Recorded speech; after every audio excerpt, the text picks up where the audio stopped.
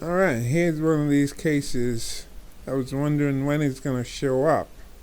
After the Kyle Rittenhouse verdict, advocates demand justice for Chrystul Kizer. I was wondering if there's going to be another case out there that would show a stark difference, especially if it involves race. Because in America, race plays a very crucial, I guess I'm going to use the word element, in how juries might decide a case. You know, you have to ask yourself, like, if if Rittenhouse was a black guy, shot three white guy or white men, if the jury would have ruled the same way, especially coming from the state of Illinois, if they might have said, well, this guy left his home in Illinois and comes all the way to Wisconsin. This guy was looking for trouble. This black boy was looking for trouble. We can't let him off the hook. We have to teach him a lesson.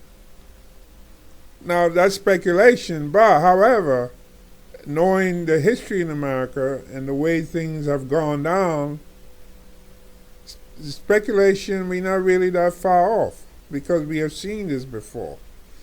So in this article here, they're saying Wisconsin's self-defense law led to Kyle Rittenhouse's acquittal on homicide charges, sparking protests across the state and the country.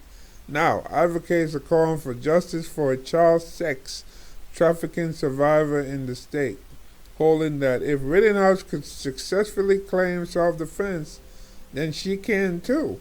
A group of demonstrators gathered this month at Kenosha Civic Center Park to protest the Rittenhouse verdict and highlight the case of Chrystul Kizer, who is awaiting trial on charges of killing her alleged sex trafficker 3 years ago when she was 17. She said she shot him in self-defense. Where did we hear that before? Kizer is charged with 5 felonies, including first-degree intentional homicide for killing Randall Volar III. Her attorneys say she lashed out after years of abuse, and Kizer has said she was underage when he sexually assaulted her. My heart and my concern is with Chrystul Kizer. She is not forgotten, one protester, Lorna Revere, said Sunday, according to the Milwaukee Journal-Sentinel. The anger that hits all people, black people, white people, that are concerned about the racism that this country faces, it's like it just stabs you in the chest time and time again. A jury this month found Rittenhouse, 18, not guilty of all charges in the fatal shooting of Joseph Rosenbaum, 36, Anthony Hoover, 26, and the wounding of Gage Grosskreutz, 27, during protests last summer in Kenosha over the shooting of Jacob Blake, a black man, by a white police officer. Prosecutors said Rittenhouse was an aggressor. Okay, I'm going to skip through all this stuff here. Right? I want to get back to this girl. Right? Her case. We already know about Rittenhouse. So we don't want to get into that. Now, Julius Kim, an attorney in Wisconsin and a former prosecutor, said the Rittenhouse case used a more traditional self-defense claim than Kizer's because video showed him in imminent danger. Imminent danger. Where he put himself in, by the way, He put himself in there on purpose. The reason the state balked at this particular use of affirmative defense, they're saying they don't think that affirmative defense should apply to first-degree intentional homicide cases because that sets off a dangerous precedent, Kim said. Well, you would think somebody who works in the state intentionally to guard property with a gun that he shouldn't even have legally, would set up a precedent if you find him not guilty, right? And then, every Tom, Dick, and Harry, if I'm going to use that term, could say, oh, gee, now I can go in there. Now if I see people protesting about anything, about human rights or anything like that, I can go in there and challenge them. I can walk around with a gun. And then all I have to do is, get in somebody's face, they get upset, then I can shoot them. Yeah. I think that would set a precedent, what Rittenhouse did. But getting back to this, what they're saying is, if someone commits a first-degree intentional, well, that's how the prosecutor charges it, by saying it's intentional instead of saying, well, this person was defending themselves or so forth. So it's up to the prosecutor. The prosecutor is the one that comes up with the charge. It's not that this is the way the charge is. That is the way the prosecutor decides they're going to come up with that particular charge. You see? Because you see, like, there are different ranges of charges. If somebody kills somebody, they're not necessarily all intentional homicide. You see? Could be accidental. So, and she's saying that essentially gives people a license to kill their traffickers. Well, I think some people won't have a problem with that, right? If you're trafficking somebody into sex, a lot of people probably will argue, well, what's wrong with killing them? I mean, if you're trafficking a young girl, into sex, to have sex with people, a lot of people will say, well, gee, yeah, you have the right to kill them. I don't give a damn. You have the right to kill them, because that kind of situation is like a kind of slavery. You have no choice. Kim added, I understand why supporters of Chrystul Kizer feel like Chrystul Kizer should be allowed to avail herself to the affirmative defense that she wants to. A lot of people are watching this case because they want to see whether it's going to have implications for other affirmative defense cases. The Kenosha County District Attorney's Office did not immediately respond to requests for comment. Kizer was 17 when she shot Volar in the head and set his home on fire before stealing his car in June 2018. Kizer said she met Volar, then 34, through Backpage, a now shuttered sex ads website, and he sold her to men. See that? He sold her to men for sex. Kizer said Volar had been filming his abuse of her since she was 16, and she acted in self-defense after he pinned her to the floor when she refused to have sex with him. Prosecutors have argued that Kizer simply wanted to steal Volar's car. Yeah.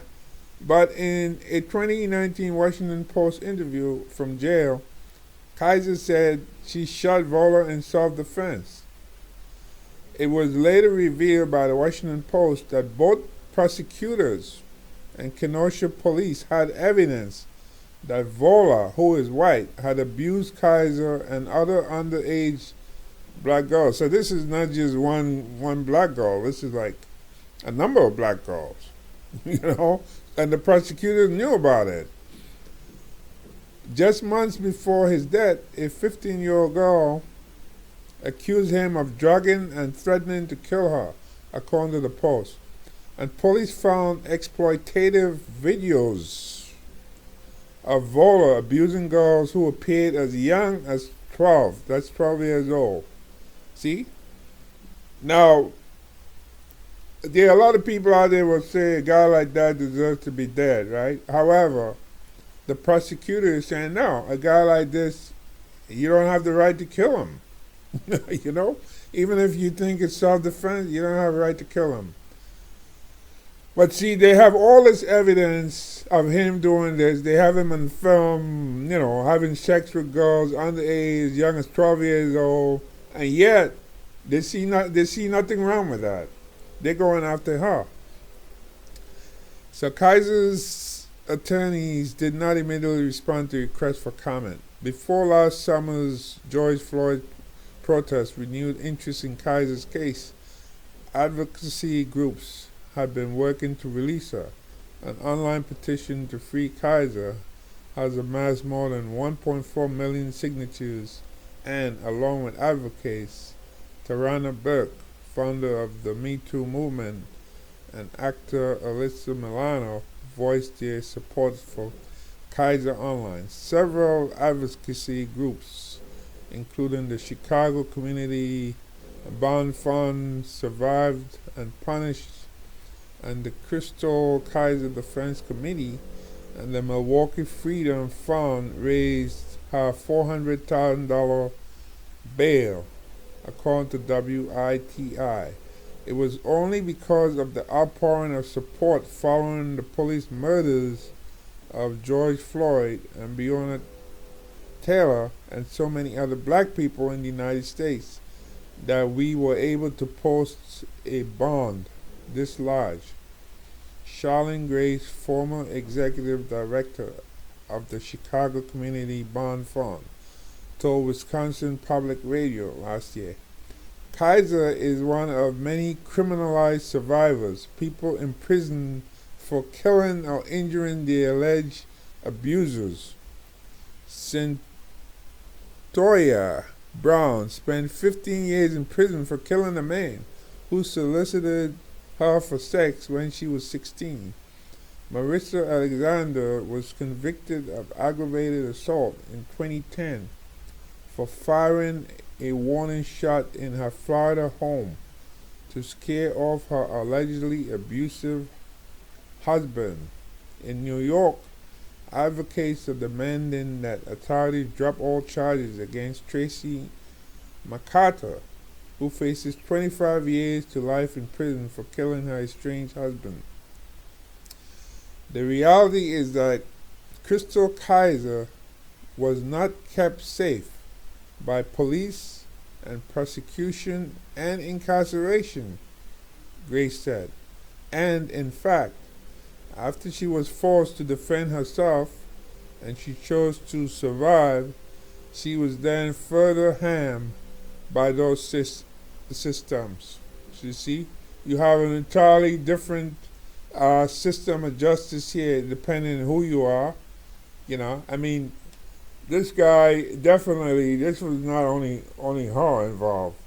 There were a number of young girls involved, and yet the prosecution is dependent. They're pretending that this guy who died was like a choir boy, in a Catholic church or something, Yeah, this is what's going on here. You get the impression, yeah, you killed this guy, so you have to pay. But this is an example of justice in America. This is what happens. We see justice in America. You see, it depends on who you are and maybe what you look like.